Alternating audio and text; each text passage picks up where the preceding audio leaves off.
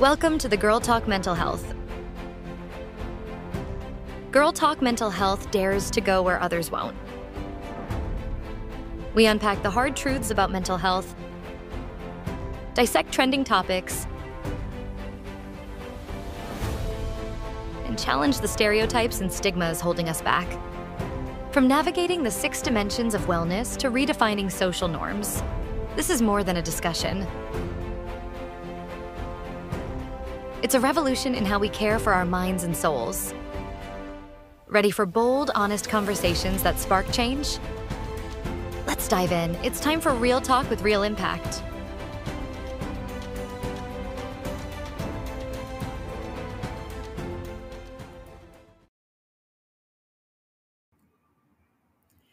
Therapy isn't just for people falling apart, it's for anyone tired of holding it all together.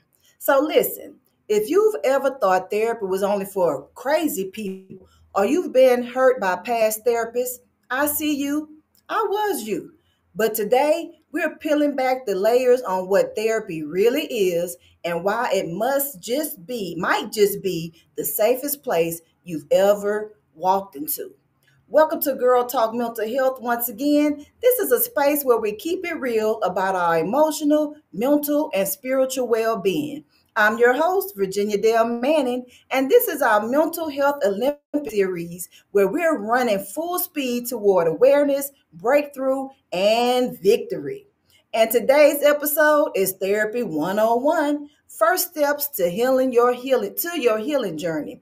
Because you can win your race. You've got your laces tied up. So let's talk about how to start with our special guest, Michelle Manley of Mystic Healing Alchemy.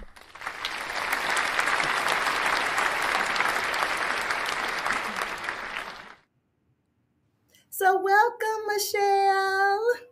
Hi, so happy to be here. Yes, ma'am. So tell the audience a little bit about you so we can know who's gracing the stage today.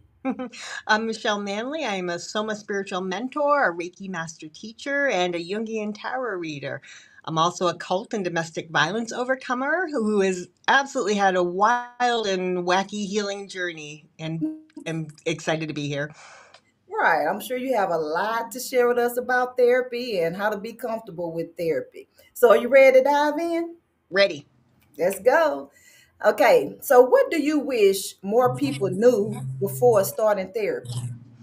I think you hit it right on the head here that it isn't just for people in crisis, that your average person can, in our society, we move so quickly, we are so disconnected from each other, that having somebody that just is there to listen and hold up that mirror and give you space to process your everything is so incredibly beneficial and for crisis moments. Right. So how do you think it benefited you in your crisis? You have a special story, so I know you have a lot of tips and tools. So what is one thing that it helped you with?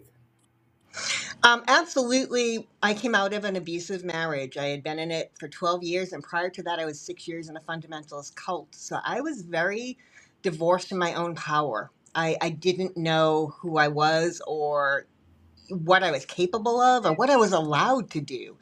I just hadn't been allowed to do certain things, feel certain emotions. And so coming into therapy and having somebody repeatedly just say to me, it's okay. You have a right to feel what you're feeling. You have a right to express yourself. You have a right to just take up space. That was incredibly, it's hard to describe how much that has helped me on my journey. And I owe a debt of gratitude to the therapists that have been in my life.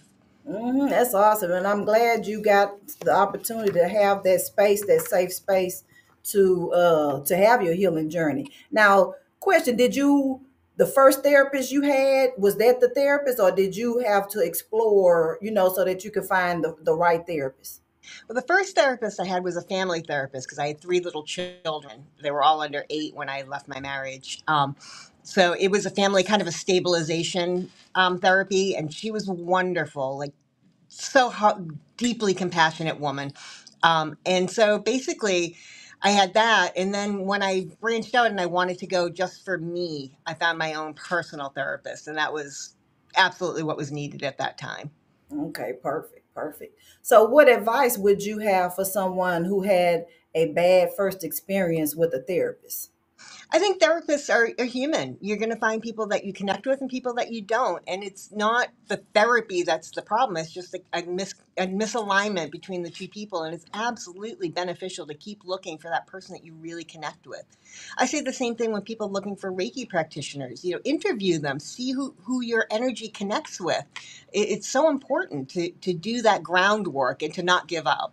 Hmm.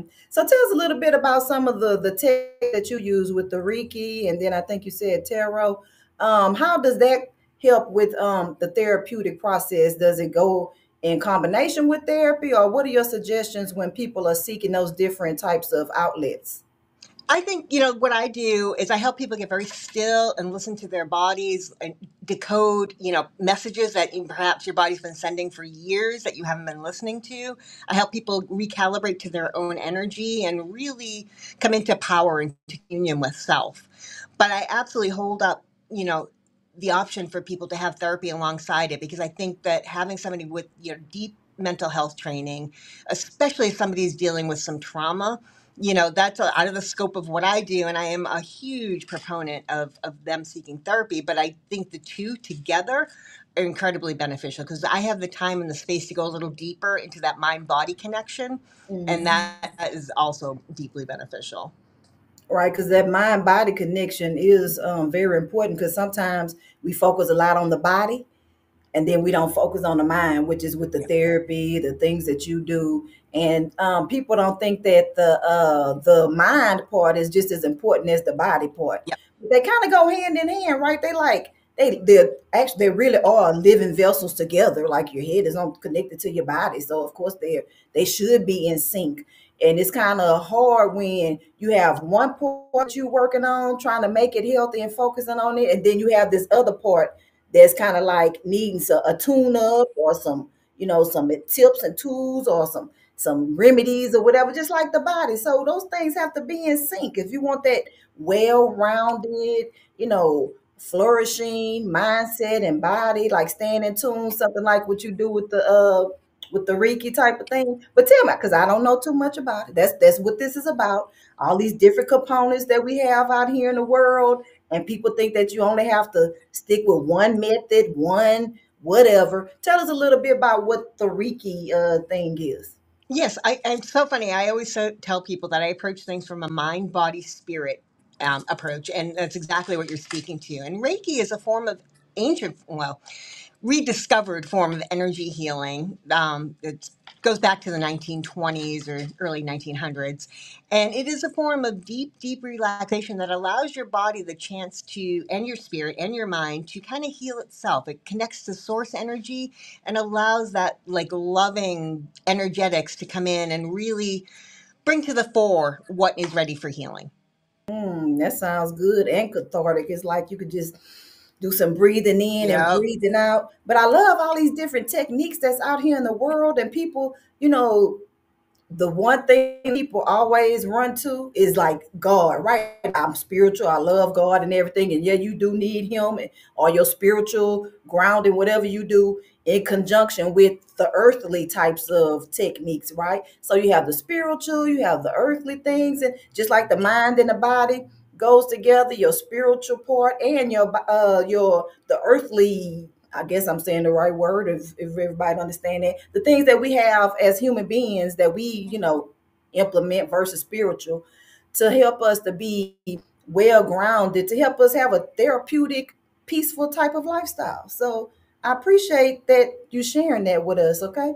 So let's take a quick commercial break and then we'll come back and we'll finish off with Miss Michelle Manley with some of her great tips and tools to help you get through this Mental Health Awareness Month. So stay tuned. You weren't meant to break. You were set apart. What if your deepest pain was the birthplace of your greatest purpose? Meet Gingerbread, a child caught in the chaos of her mother's depression and suicide attempts. She never asked for trauma, shame, or to feel invisible, but she found something greater. Set Apart, the journey to find hope through loneliness, shame, and death is more than a book. It's the breakthrough you didn't know you needed. If you've ever said, "I'm fine," when you were falling apart. If you've ever thought, "This story isn't for me," it is. Don't let fear, excuses, or busyness rob you of healing. This book will shatter the silence, stir your soul, and remind you, you were never forgotten. You were set apart. Set Apart. The Journey to Find Hope in Times of Shame, Loneliness, and Death by author Virginia Dale Manning. Available now, because hope can't wait.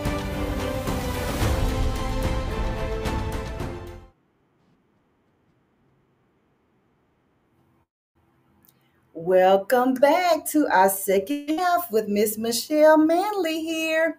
So, Michelle, we have talked a bit about a lot of type of therapeutic tools that people can use to help them to, find their peace and their mental wellness. So, can you explain? Because a lot of people think that this is the go-to. This is the thing. Can you explain? Let's see if we can get Michelle back real quick.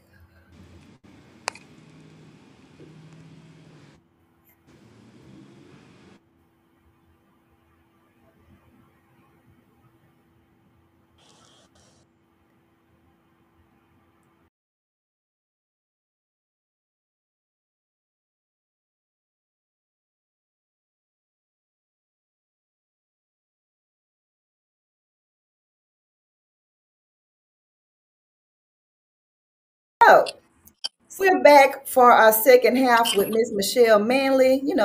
It's life. We have technical issues, but we got to keep the show going. So we are here for second half. So I was getting into the part about how we do different things and we think it's therapy sometimes. And some things do help, even if it's not therapeutic or scientifically based. So can you explain the difference between therapy and just venting to a friend? And what's the benefits, the pros and the cons? Well, definitely when you're venting to a therapist versus a friend, there's no emotional connection. I mean, I shouldn't say that. There's an emotional connection, but there's no emotional backstory. There's no history there. They don't have an agenda. They are there just to help you, to hold up that mirror, focus, find your path of life, to kind of plan it yourself. And I think with a friend, it can be easier in some ways because you know them, so it's easier to kind of open up. However, also bring their stuff to the table. The thing is, with a therapist, they lay down all their biases, prejudices, backstory at the door, and they're able to meet you at a very neutral place. So I think that while venting and having community is vitally important, um, it doesn't replace having a therapist. Both of them listen, but the therapist is going to remove their story. So the focus is really on you and your healing journey and what you need from a professional standpoint as well. Let's add that part. A therapist give you the professional tips and tools that you need. But what are some of the red flags to look for when people are choosing a therapist? I think that if, again, like we are talking about, when you interview them, when you get to know them, and you just don't feel quite right, you don't need to identify what the issue is. If your energy says this isn't the right person for you, it's not the right person for you. I think we talk ourselves out of that initial reaction often, like, oh, I shouldn't feel that way. I shouldn't, I don't know them. Trust your gut. Just trust your gut. And then if they over identify with you and they start sharing, their opinions, their things from their past that aren't really helping you, but more about them, if they're centering themselves, that's another red flag.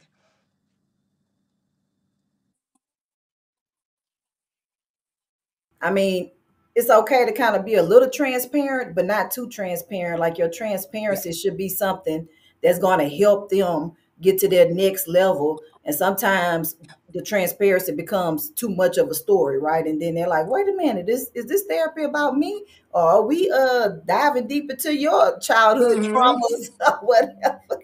So, perfect, absolutely. But the main key is that if you're with a therapist and you're not clicking, this is some therapy one-on-one, and y'all not matching and you feel like they're not giving you what you need, seek another therapist. Don't stop therapy and say, oh, therapy is crappy and I don't like therapy. Seek another therapist until you find the one that matches you, that you feel comfortable with being transparent, and they actually offer you some tips and tools that help.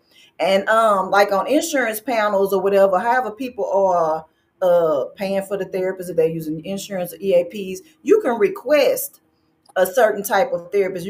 It could be based off ethnicity, it could be based off of their spiritual affiliation, the where they live at in the city or whatever it is that you like, that you want, male, female, specifically to your needs. You can request that. You don't just have to just, you know, let the first one that drop on the list and take that one because they answered the phone.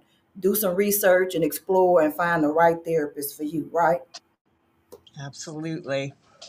Okay, Michelle. Well, we're at my favorite part of Girl Talk Mental Health, and that is the spotlight question that all of our guests answer, and all of you have some very unique answers to this spotlight question, and it's featured on the Instagram page at Girl Talk Mental Health. So if you want to see some of these spotlight questions that each one of our special guests have, go to Girl Talk Mental Health on Instagram or Facebook, and you will see all of the great different spotlight questions. But are you ready, Michelle? I am ready.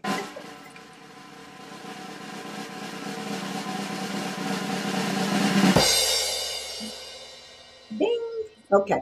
So, what's one mindset shift or action step you believe could transform how we approach mental health and wellness in our daily lives? I think we refers back to what we were talking about earlier. That whole thing of making it seem like it's for people who are falling apart or who are quote unquote losers who can't manage life, and really realize that every single person at some point in their life is going to need some support because we are designed to be interdependent human beings. We're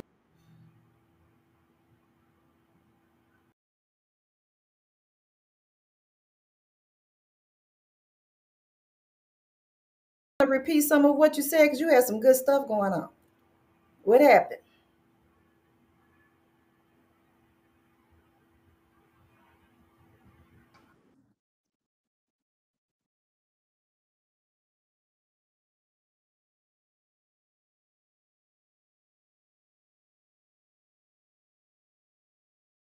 It's beneficial to um, different therapy. And let's see if she's back. Are you back, Michelle? weird. I Okay. have no idea why I'm losing internet unless they're working on it and they didn't notify us. It's technology, no telling what's going on. So go ahead Yes. and repeat what you said because I don't think we heard too much of what you said about what your spotlight question is. Yes, I feel that we need to really broaden the scope of and the acceptance of therapy. That all of us at some point are going to need some extra support, some hand holding, some little encouragement to get over the hump that we're in, and that we're designed to be interdependent. We're designed to live in community, and a lot of us don't have that clean slate, no agenda person that we can express ourselves to and that can really be there and just help us guide us back to our own innate wisdom. And I think that acceptance and that understanding that's just part of life to every now and again need a hand is really huge. Absolutely. So we want to, first of all, thank you for being a special guest because all of our special guests are special. That's why they're called special guests. So tell the audience how they can connect with you more, and then if you have a special offer for them as well. Yes, I am on Facebook as Michelle Manley, and there's a bunch of Michelle Manleys, but mine has my face, so it's easy enough to find. I'm on Instagram as Mystic Healing Alchemy or Michelle Manley. Those are probably the two easiest ways to find me. I am also at michellemmanley.com/home, HOME, and that'll bring you to my freebie, which is 5 simple rituals to connect with your energy throughout the day. Very easy, less than 5 minute rituals that you can do that will help you get in touch with you as you're going through your day. Okay, that is good. So, do you want to leave the audience with any last tips, any words of encouragement before we roll out this session today? I just think that, it takes someone supremely brave to know when they need a therapist. That's when you really have a looking out for yourself in a new and more holistic way. And, really look at it as not so much as like a sign of weakness, but as a self nurturance, as a way to really build yourself up and move forward.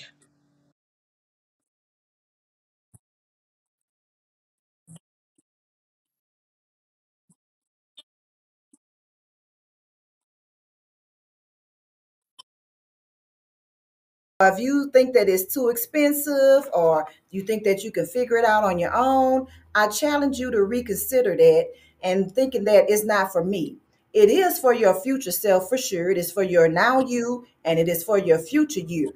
It's for the version of you that's been silenced, screaming for peace. So rewatch the episode, subscribe, hook up with Michelle, hook up with Girl Talk Mental Health on social media, and comment. Let us know how you like the episode. If you have any questions or comments, and we are always here for you because we're not just talking. We are transforming lives for more peace and wellness within your life. So see you all next time. Thank you for joining us for Girl Talk Mental Health. Remember, your mental health is your wealth. Don't forget to like, share, and subscribe to at Virginia Del Manning.